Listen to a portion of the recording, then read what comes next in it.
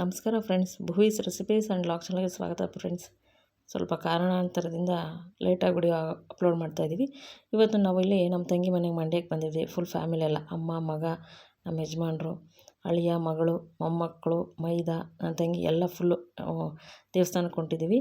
ವೈದ್ಯನಾಥೇಶ್ವರ ಸ್ವಾಮಿ ದೇವಸ್ಥಾನಕ್ಕೆ ಹೋಗಿ ಹಾಗೆ ನರಸಿಂಹಸ್ವಾಮಿ ದೇವಸ್ಥಾನ ಮದ್ದೂರಲ್ಲಿರೋದು ಇದು, ಮತ್ತು ಸಾಯಿಬಾಬನ ದೇವಸ್ಥಾನ, ಎಲ್ಲ ದೇವಸ್ಥಾನಗಳು, ವರದರಾಜ ಸ್ವಾಮಿ ದೇವಸ್ಥಾನ ಎಲ್ಲ ನೋಡ್ಕೊಬರೋಣ ಅಂತ ಹೊರಟಿದ್ದೀವಿ.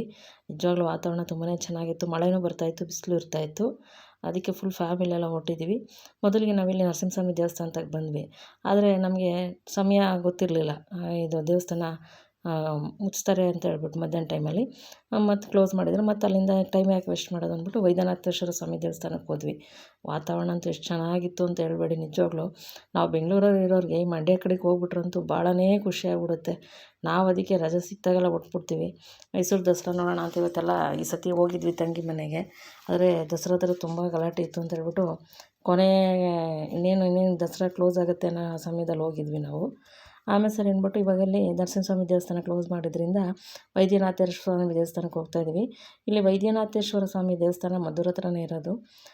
ಏನೇ ಮೈಯೊಳಗಡೆ ಕಾಯಿಲೆ ಆಗಲಿ, ಚರ್ಮದ್ದೇನೇ ಪ್ರಾಬ್ಲಮ್ ಇದ್ದರೂ ಕೂಡ ಈ ದೇವಸ್ಥಾನಕ್ಕೆ ಬಂದು ಹರಕೆ ಕಟ್ಕೋತಾರೆ. ಹರಕೆ ಕಟ್ಕೊಂಡ್ರೆ ಕಮ್ಮಿ ಆಗುತ್ತೆ ಅಂತ ಹೇಳ್ಬಿಟ್ಟು ಇಲ್ಲಿ ಹೇಳಿದ್ರು. ಸರಿ, ನಾವು ಆ ಥರ ಏನಿಲ್ಲ, ಯಾವಾಗಲೂ ಬಂದಾಗೆಲ್ಲ ಇಲ್ಲಿ ಬರ್ತಾ ಇರ್ತೀವಿ. ಬಂದು ಇಲ್ಲೇನಾಯಿತು, ಇಲ್ಲೂ ಕೂಡ ದೇವಸ್ಥಾನ ಕ್ಲೋಸ್ ಆಗಿತ್ತು. 4:15ಗೆ ಓಪನ್ ಮಾಡ್ತಾರೆ ಅಂತ ಹೇಳಿದ್ರು.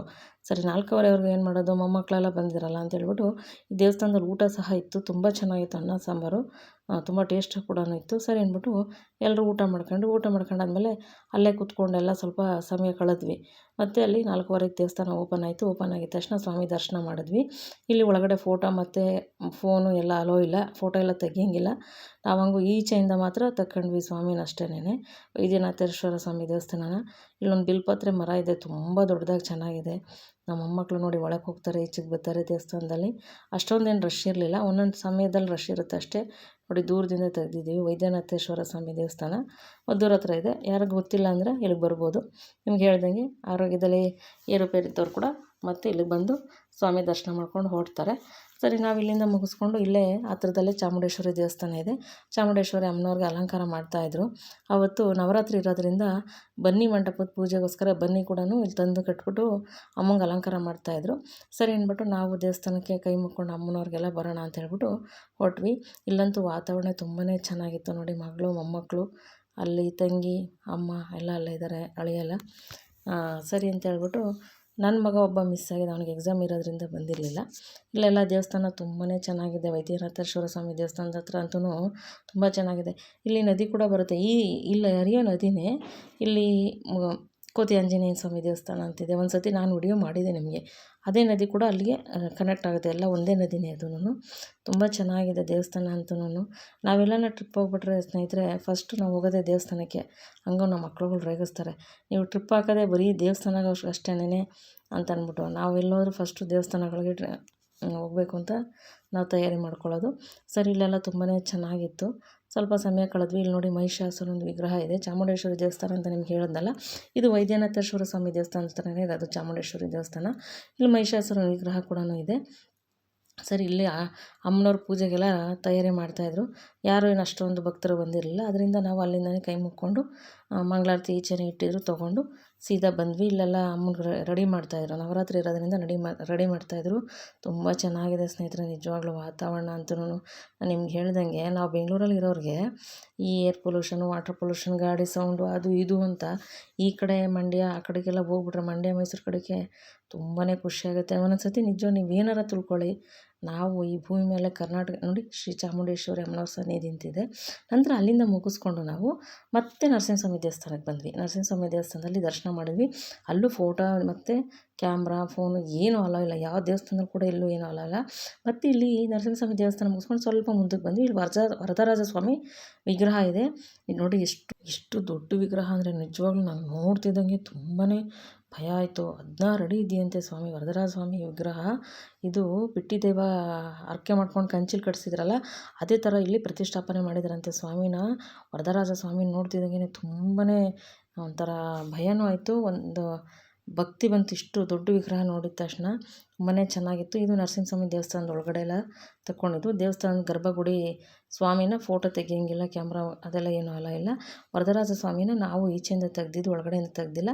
ಇದು ದೇವಸ್ಥಾನದ ಒಳಗಡೆ ಅಂದರೆ ನರಸಿಂಹಸ್ವಾಮಿ ದೇವಸ್ಥಾನದ ಒಳಗಡೆ ಅಮ್ಮನವರು ಮತ್ತು ಈಶ್ವರ ಎಲ್ಲರೂ ಇದ್ದಾರೆ, ಪಾರ್ವತಮ್ಮನವರೆಲ್ಲ. ಅಲ್ಲಿ ಸ್ವಲ್ಪ ಕ್ಲಿಪ್ಪಿಂಗ್ಸ್ ತೊಗೊಂಡಿರೋದು ಸ್ನೇಹಿತರೆ.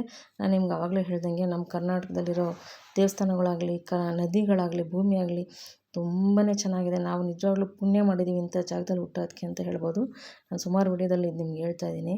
ತುಂಬಾ ಚೆನ್ನಾಗಿದೆ. ನಾವೆಲ್ಲ ಹೊಂಟ್ಬಿಟ್ರೆ ಫುಲ್ ಫ್ಯಾಮಿಲಿನೇ ಹೊಂಟೋದು ಎಲ್ಲಿಗೆ ಹೋದ್ರೂ ಕೂಡ. ನಮಗೆ 2 ಕಾರು ಸಾಲಲ್ಲ. ನಮ್ಮ ಫ್ಯಾಮಿಲಿ ಹೋದ್ರೆ ಈಗ ಒಂದು ಟಿ ಟಿ ಗಾಡಿನೇ ಮಾಡ್ಕೊಂಡು ಹೋಗಬೇಕು, ಅಷ್ಟು ಜನ ಆಗ್ಬಿಟ್ಟಿದ್ದೀವಿ. ನಾವು ಹಂಗೆ 2 ಕಾರಲ್ಲಿ ಅಡ್ಜಸ್ಟ್ ಮಾಡ್ಕೊಂಡು ಹೋಗ್ತೀವಿ. ಸರಿ ಅಂದ್ಬಿಟ್ಟು ನೋಡಿ ಒಳಗಡೆ ನರಸಿಂಹಸ್ವಾಮಿ ದೇವಸ್ಥಾನದ ಒಳಗಡೆ ಎಷ್ಟು ಚೆನ್ನಾಗಿದೆ. ನನ್ನ ಮೊಮ್ಮಗಳು ಓಡ್ತಾಳೆ ಫೋಟೋ ತೆಗಿತೀನಿ ಅಂತ ಹೇಳ್ಬಿಟ್ಟು. ಆಮೇಲೆ ಸರಿ ಅಂತ ಹೇಳ್ಬಿಟ್ಟು ಅಲ್ಲೆಲ್ಲ ವಿಡಿಯೋ ಮಾಡ್ಕೊಂಡು ಬಂದ್ವಿ. ನರಸಿಂಹಸ್ವಾಮಿ ದೇವಸ್ಥಾನದಲ್ಲಿ ಇಲ್ಲಿ ನೋಡಿ ಶ್ರೀರಾಮಚಂದ್ರ, ಸೀತಾಮಾತೆ ಮತ್ತು ಲಕ್ಷ್ಮಣ ಈ 3 ಜನ ಸ್ವಾಮಿಗಳಲ್ಲಿದ್ದಾರೆ. ನರಸಿಂಹಸ್ವಾಮಿ ದೇವಸ್ಥಾನದಲ್ಲಿ ಮಧ್ಯಾಹ್ನದ ಹೊತ್ತು ಪ್ರಸಾದ ಇರುತ್ತೆ. ಆದರೆ ನಾವು ಹೋಗಿದ್ದು ಸಂಜೆ ಆಗಿರೋದ್ರಿಂದ ನಮಗೇನು ಇಲ್ಲಿ ಪ್ರಸಾದ ಸಿಗಲಿಲ್ಲ. ವೈದ್ಯನಾಥೇಶ್ವರ ಸ್ವಾಮಿ ದೇವಸ್ಥಾನದಲ್ಲಿ ಪ್ರಸಾದ ಸಿಗುತ್ತೆ. ಅಲ್ಲೂ 4 ಗಂಟೆವರೆಗೂ ಪ್ರಸಾದ ಇರುತ್ತೆ. ಸರಿ ಅಂದ್ಬಿಟ್ಟು ಇಲ್ಲೆಲ್ಲ ದರ್ಶನ ಮಾಡಿಕೊಂಡು ಮಂಗಳಾರತಿ ಕೊಟ್ಟು ಮಂಗಳಾರತಿ ತೊಗೊಂಡು, ನಾನು ನಿಮ್ಗೆ ಹೇಳ್ದಂಗೆ ಯಾವುದು ಫೋಟೋ ವಿಡಿಯೋ ಒಳಗಡೆ ಎಲ್ಲ ಅಲೋ ಇಲ್ಲ. ಮತ್ತು ಯಾರೇ ಹೋದರೂ ಮಾಡೋಕ್ಕೆ ಹೋಗಬೇಡಿ, ಅವ್ರು ಹೇಳ್ತಾರೆ. ಮತ್ತು ಹೇಳಿದ್ಮೇಲೆ ನಾವು ಅದು ಕೆಲಸ ಮಾಡಬಾರ್ದಲ್ವ. ಅದರಿಂದ ಇಲ್ಲಿ ನಾವು ಬೇರೆ ಬೇರೆ ದೇವಸ್ಥಾನದಲ್ಲಿ ದೂರದಲ್ಲಿ ನಾವು ತಗೊಂಡಿರೋದಷ್ಟೇ. ಇದು ಹೊರಗಡೆ ತೆಗ್ದಿರೋದು ನಾವೆಲ್ಲನೂ ಕ್ಲಿಪ್ಪಿಂಗ್ಸು. ಸರಿ ಅಂದ್ಬಿಟ್ಟು ನೋಡಿ ಒಳಗಡೆ ಎಷ್ಟು ಚೆನ್ನಾಗಿದೆ. ಅಲ್ಲೂ ಸ್ವಾಮಿಗೆ ಅಲಂಕಾರ ಮಾಡ್ತಾಯಿದ್ರು. ನವರಾತ್ರಿ ಆಗಿರೋದ್ರಿಂದ ಎಲ್ಲ ಕಡೆ ತುಂಬಾ ಚೆನ್ನಾಗಿ ಅಲಂಕಾರಗಳು ಮಾಡ್ತಾಯಿದ್ರು ದೇವಸ್ಥಾನಗಳಲ್ಲಿ. ನಂತರ ಅಲ್ಲಿಂದ ಮುಗಿಸ್ಕೊಂಡು ನಾವು ಅಲ್ಲಿ ಪಟ್ಟಾಭಿರಾಮ ಅಂತಿದೆ, ಪಟ್ಟಾಭಿರಾಮನ ದೇವಸ್ಥಾನಕ್ಕೆ ಹೋದ್ವಿ. ನೋಡಿ ಇಲ್ಲಿ ಪಟ್ಟಾಭಿರಾಮ, ಸೀತಾಮಾತೆ ಮತ್ತು ಲಕ್ಷ್ಮಣ 3 ಜನ ಇದ್ದಾರೆ. ಇಲ್ಲಿ ದರ್ಶನ ಮಾಡಿಕೊಂಡು ಕೈ ಮುಕ್ಕೊಂಡು ನಾವು ಕೊನೆಗೆ ಸಾಯಿಬಾಬನ ದೇವಸ್ಥಾನಕ್ಕೆ ಬಂದ್ವಿ. ಅದು ಗುರುವಾರ ಆಗಿರೋದ್ರಿಂದ ಸಾಯಿಬಾಬಾ ದೇವಸ್ಥಾನಕ್ಕೆ ಬಂದ್ವಿ. ಇದು ಮಂಡ್ಯ ಹತ್ರನೇ ಇರೋದು ಸಾಯಿಬಾಬನ ದೇವಸ್ಥಾನ. ತುಂಬ ಚೆನ್ನಾಗಿತ್ತು. ಕೊನೆ ಆರತಿ ಸಿಕ್ತು ನಮಗೆ. ತುಂಬ ಅದ್ಭುತವಾಗಿ ಆರತಿ ಮಾಡಿದ್ರು. ನಿಜವಾಗ್ಲೂ ಕಣ್ಣು ತುಂಬ್ಕೋಬೇಕು ಸ್ವಾಮಿನ, ಅಷ್ಟು ಚೆನ್ನಾಗಿತ್ತು. ಇಲ್ಲೂ ಕೂಡ ನಮ್ಗೆ ಅನ್ನ ಪ್ರಸಾದ ಸಿಕ್ತು. ನಾವು ಎಲ್ಲೋದ್ರೂ ನಮ್ಗೆ ದೇವ್ರ ಪ್ರಸಾದ ಅಂತೂ ಸಿಕ್ಕೇ ಸಿಗುತ್ತೆ, ಮಿಸ್ ಆಗೋಲ್ಲ. ನಾವು ಕೇಳಿ ಪ್ರಸಾದ ತೊಗೋತೀವಿ. ವಿಡಿಯೋ ಇಷ್ಟಾಗಿರೋ ಒಂದು ಲೈಕ್ ಮಾಡಿ, ಶೇರ್ ಮಾಡಿ, ಸಬ್ಸ್ಕ್ರೈಬ್ ಮಾಡ್ಕೊಳ್ಳಿ. ಮತ್ತು ಲೇಟಾಗಿ ಹಾಕಿರೋದ್ರಿಂದ ದಯವಿಟ್ಟು ಯಾರೂ ಬೇಜಾರು ಮಾಡ್ಕೋಬೇಡಿ. Thank you for watching.